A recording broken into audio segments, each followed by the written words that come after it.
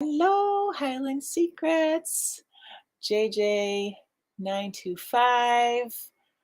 I can't really make out how to say all of the words that are coming up on my screen, but I want to welcome everybody. Hey, Felicia, my Irish penny. So my name is Crispina French, and I am a textile upcycling artist, activist, and coach, actually. It's a new title for me. So let's see. My passion is getting people excited, engaged, and creative, working toward reducing global textile waste. My Galway girls there. Hello, hello, Felicia. So the reason why I'm talking about Galway girls is because I was actually born in Galway, Ireland, and my dad was Irish. My mom was American. So I was born in Ireland and spent the first few years of my life there and haven't been back for a few years because of COVID, but yeah, I spent a fair amount of time in Ireland and I love it there, and just a beautiful culture. But I'm here to talk to you today about recycling and upcycling textiles, namely used clothing and manufacturers' waste. And I guess it's been going on for a few years. I published a book back in 2009 called The Sweater Chop Shop. And that was all teaching my process, teaching how to make the things that I had designed and developed along the way. This is a little ragamuffin, and I feel like it's really dark in here. Let me see if I can flip a light on without leaving for more than a second. Let's see if does that help a little bit. I wrote a teaching book, and it was really well received. People loved the book and learned a bunch about how to make use my process to make things of their own, from blankets, wreaths, the little ragamuffins. These are actually the first thing that I ever made, and got through college on them. These are not the actual first ones. These are freshly made, same design.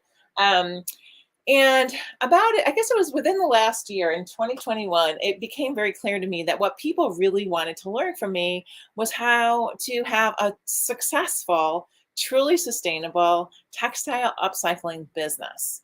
So, over the years, people had always asked me, like, how did you get started? And like, how do you come up with all these new ideas? And I didn't really understand that those questions were actually more interested in, the people who were asking me those questions were more interested in actually learning the business part of things rather than the craft part of things, although I still love to teach both. So I am doing a series here about that, about how to create your business and make it really serve you, not just the planet, but to you as well. I heard a funny thing. Well, it's not really that funny, but there's a lot of kind of like abuses in the fashion industry. So like people get underpaid. There's all kinds of just advantage taking. There's people who just don't realize that they have rights and they get taken advantage of. And actually, a lot of times when people are starting a textile upcycling business, they don't pay themselves enough. They don't have a savings account. They operate on a very fine line between being okay and really not having what they need to live a healthy life. So my goal is to teach people who have textile upcycling businesses or ideas to start one to create a business that actually sustains you so that you can do it for your career and you can really have a much larger impact in the world when you have a successful business, right? You're excited about going to work. You want to get out of bed in the morning to go and do something that is really nurturing you and not just serving the world and your community, but also serving you. So today we're going to talk a little bit about online presence. This week we're focusing on that and how when you get started, not just when you get started, but how to kind of build that so that it's again serving you and also bringing the people who you want to have in your audience to you. So before I go on, I just want to say, does anybody have any specific questions about online presence and how to develop an online presence that works for you and your business? I would love to be able to answer specific questions if they're out there.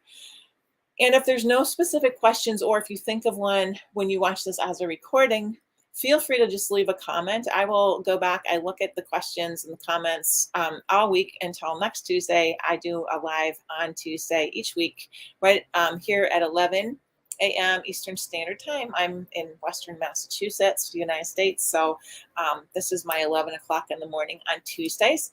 And I really love to be helpful and provide value. So if you do have a specific question, let me know. And oh, thank you. Somebody says that Susie, is that you? I think it is. Highland Secrets. It was a great book. Thank you. It's actually out of print at the moment. I'm working on second edition, but you can find my book called The Sweater Chop Shop on like bookshop.org or Amazon. I mean, Amazon, so you can find it used there. And sometimes it's really cheap and sometimes it's really expensive. It's kind of strange, but if you find it and it's really expensive, go back a different day. You can find it for less money. So online presence, we're going to get back to that and sort of stay focused on it. I try to keep these sessions to just about 20 minutes, so it's not too much of a time commitment for anybody.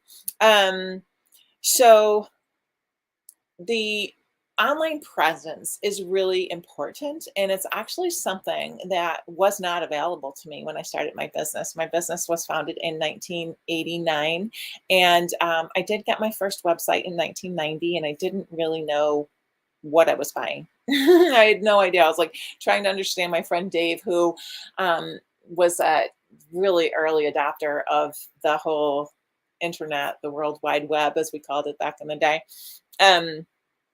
And he tried to help me understand, like, okay, it's kind of like a mall, but it's kind of like in the air. Like, I was like, okay, Dave, just if you think this is really important for me as a business person, I'm going to go with that, and I'm going to trust your judgment. And he built me this website.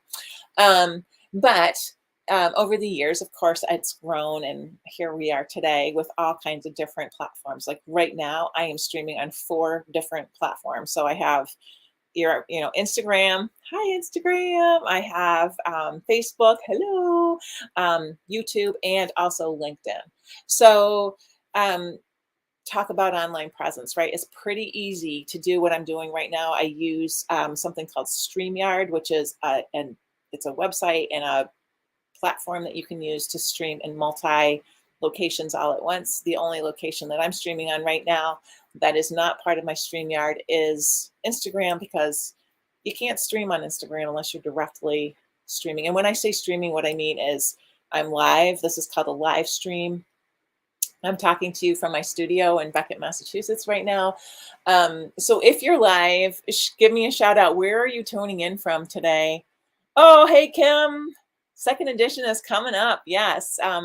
Kim is in Montana. I know that. How about Peg?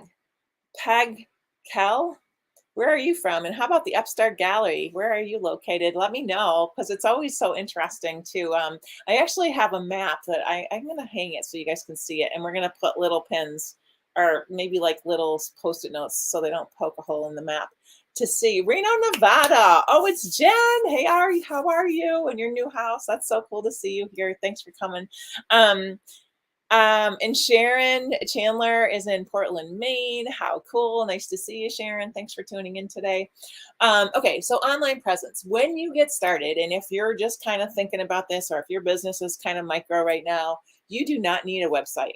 You do need, the most important thing I can tell you, and it's kind of getting to be a little bit old school right now, but I think, oh, cool. Nancy Osgood in Cornwall, Connecticut. You're not too far from me, my dear. Okay. You don't need a website, but you do need a mailing list. And your mailing list is an email list, right? So you want to, no matter what, like if you're on all of these different platforms that we use, right? All of the different streaming places that I am right now. If you use different platforms, it really doesn't matter. TikTok, all of them, right? They can all disappear in a matter of a hacker's minute, right? Like I have a friend who had her business on Instagram, and one day she went to open her Instagram account and it was gone. She couldn't even log in. There was nothing there. And I don't still to this day really know what happened. I don't really understand how any of this technology actually works at all. So when that happened to her, she had to start from the very beginning, right? She had over 12,000 people who she did business with on Instagram, but she didn't have a mailing list. So she couldn't even reach out to those people to let them know that something had happened to her portal into the world of her business, right? So really important. When you're getting started, you do not need anything fancy. You can say to people, hey, if you want to stay in touch with me, pop me your email in a DM, and you can build a Google sheet or an Excel form and just keep a list of email addresses, right? Once you get going and you're sure and you're committing to doing a business, I highly recommend buying a platform that is an email automator. There's there's MailChimp, there's ActiveCampaign, there's Aweber. I don't know if Constant Contact is still in the world. That was the place I started back in, I don't know, I think it was like 2000, the year 2000. But they all have different, I can't tell you, like I have used MailChimp. I currently use ActiveCampaign. This is not an endorsement for either of those platforms. They're all pretty similar.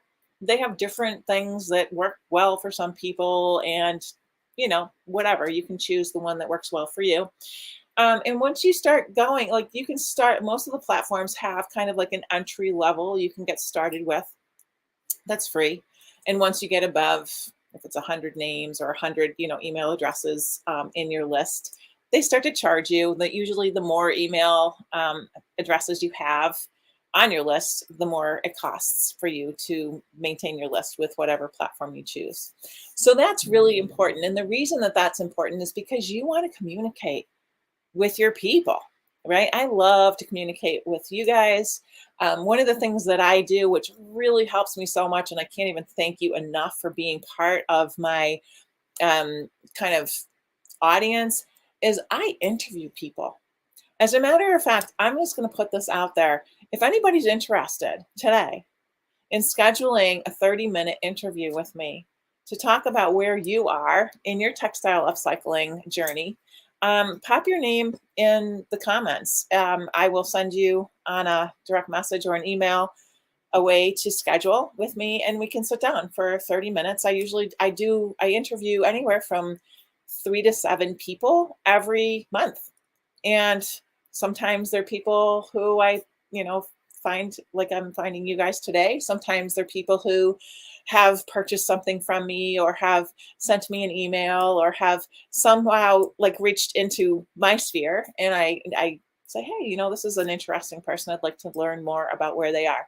I learn so much from you guys when I do that, because it's really hard to know how things are from the other side, right? It's like no matter what your role is in the world, if you are, you interact with people and you are aware of how things are from your perspective, but there's always at least one, usually hundreds of other perspectives that are just super helpful to have an understanding of, so that when you're promoting yourself or your business out in the world, you know what people are looking for and how you can provide the most value. So online presence kind of goes all, social media, email, right? Email is important, and like email's a little old school. I have my assistant Iris has just turned 27. Happy birthday, Iris. She doesn't use email. She uses text messaging. She uses direct messaging on different platforms that she uses a lot. She has an email address, and that's how we communicate. But a lot of that age category people are less prone to using the email as like a consistent form of communication. So, a lot of companies you're seeing now, I don't do this myself yet, although I'm thinking about it. It's like they collect telephone numbers so that they can be in touch with their clientele via text. When that happens to me, I don't really like it that much. I feel kind of like my texts are for my friends and the people who are like in my life in a personal way. And so when I get like commercial text messages, it kind of irks me a little bit. Does anybody else have that feeling as well? Anyway, let me know, what's your favorite way of being contacted by the brands and the companies and the artists that you follow around? So I'm asking you guys a lot of questions today. Where are you tuning in from? I want to know where. And what's your favorite way to be reached out to from brands, artists, and businesses that you love? Not the ones that are, a pain in the ass, but the ones that are people you really want to hear from, right? People who provide value to you, people who are doing something in the world that you really support and love. So I'd love to know how that works for you. So if you're starting and you don't want to go to the expense or the learning curve, which if there is one, to get yourself a website, you can have your email provider, right? Whatever that is, if it's MailChimp, if it's Aweber, whatever platform you choose, there's tons of them. I'm just rattling off the ones that are familiar to me. You want to have a social media presence, and you want to pick that carefully because, a platform, if you develop a platform, say whatever it is, let's say Facebook, well, you have to manage it. You can't just like do it and then not manage it. So it's a commitment. It's a time commitment. So you want to kind of pick carefully and figure out where your ideal customers are hanging out.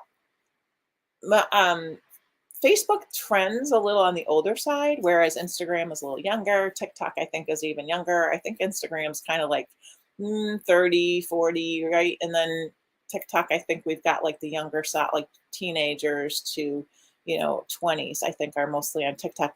Don't take my word for it, but you can certainly do some research and just ask people who are your kind of ideal customers. Even if you don't have customers yet, you can kind of imagine, okay, what am I making that I want to sell, and who's my clientele? Who's going to likely purchase something like this? What age are they? What kind of income do they have? Are they male or female or non-binary? Are they, do they live in cities, or are they more rurally based? Are they artful? Are they conservative? What is their, you can think about all these different things, and you want to and we'll talk more about audience development in another session. But once you kind of have an idea of like where your people are hanging out, you can develop one platform at a time. And you can add platforms if you have time and you feel like you need to, but you certainly don't have to have like 5 or 6 or even 4 platforms when you get started. And then when you're selling, you can sell in many different ways today. Like for a long time, Etsy was kind of the place, right? Handmade stuff. Etsy was like the place to be. Have your stuff on Etsy. And I think that it's still pretty viable, although I have to say that Etsy has changed a whole lot, and even more so recently. There was a point in time when it was like handmade by whoever's showing the work. Like when I had my production company, I did not post the things that we made in production on my Etsy shop because they didn't really like that. They didn't want people who had employees posting. They wanted people who were actually doing the making themselves. That kind of opened up a little bit over the years, and they were cool with the kind of small business production company type of model. And now, if you go on Etsy, there are bucket loads of things on there that you just know are certainly not handmade. And if they are handmade, they're not made in a manner that is actually creative or crafting. It's like mass production in some faraway land where people don't really have a lot of say over what they are actually making. So there has been a lot of twists and turns with Etsy, but not to say like it's still a viable marketplace, and certainly a great place to get started if that is what works best for you. There's Facebook Marketplace. You can sell directly from your Instagram. I'm saying all this after just telling you guys that it's really important to not solely rely on social media platforms to be your business. Because if something happens, like happened to my girlfriend, where she just, her account got hacked and it was just gone one day. So you can certainly market your things there, but I think that it's a really, really nice kind of pairing to have, your marketplace in a platform that you can kind of back up with that email list, right? So if something were to happen to your Instagram account, your LinkedIn, whatever it might be, you have a way of reaching back out to those people who have been interested and have come forward and asked you to be on your list. And it's not just like, you're not able to do that in the event of some kind of catastrophe, like a hacking situation happens and you just don't have contact with those people anymore. Is this resonating, you guys? I just want to see. Did anybody have any questions as we were going through? I'm just going to scroll back. And oh, Kalila is in Lawrence, Kansas. You know what? She says she does not like to talk on the phone. You know what? I don't either. I really don't like to talk on the phone. I don't mind talking on the phone to my girlfriends who I love. Like, you know, if I'm cooking dinner, I'll put my headphones in and like make dinner while I'm chatting on the phone. And it's not the same as like, I like text messages for written stuff. Like if I need directions somewhere or a recipe, something like that. Again, personal. Email works great for me because I like to be able to reference it, and I like to be able to go back and see like what date was that sent, and how, did I respond, and how long did it take me to respond, and was that timely, and you know, just kind of be able to access the information later. And I don't know. I mean, text messages are great too, but I feel kind of like for me, that's a really, it's kind of private. It's kind of like a little too close. Like if I don't know you and you're trying to sell me something, please just send me an email. And if I'm interested, I'll let you know. Oh, I'm so glad that you're finding this helpful, Susie. That you're welcome. I'm so glad you're here. Yeah, so I think that I guess started a little bit behind schedule this morning, and it's just about 25 past 11 my time. So unless there's any kind of pressing questions that come right up in the chat, I'm going to probably just kind of head out, and I'll catch you guys next week. Next week, we're going to be talking about, hold on, I'll tell you what it is because I can't remember off the top of my head. Let's see. It is going to be about branding. So branding is something that honestly, I knew very little about until pretty recently. So it's really fun. It's so fun, you guys. It's like crazy, crazy fun.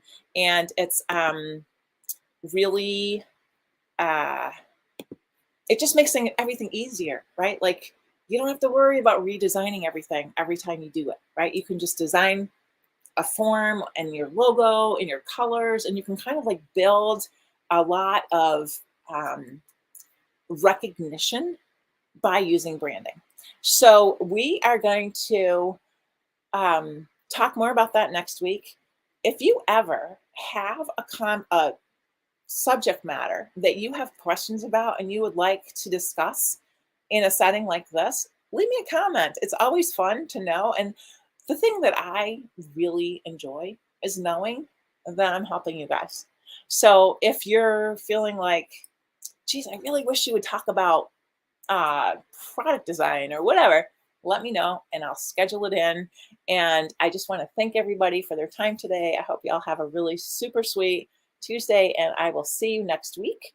And before I dash off, I do want to remind everyone, Rags to Riches Textile Upcycling Summit is coming. It's April 20th, 21st, and 22nd. Save the dates. Tickets go on sale the 1st of April. No joke. It's not an April Fool's joke.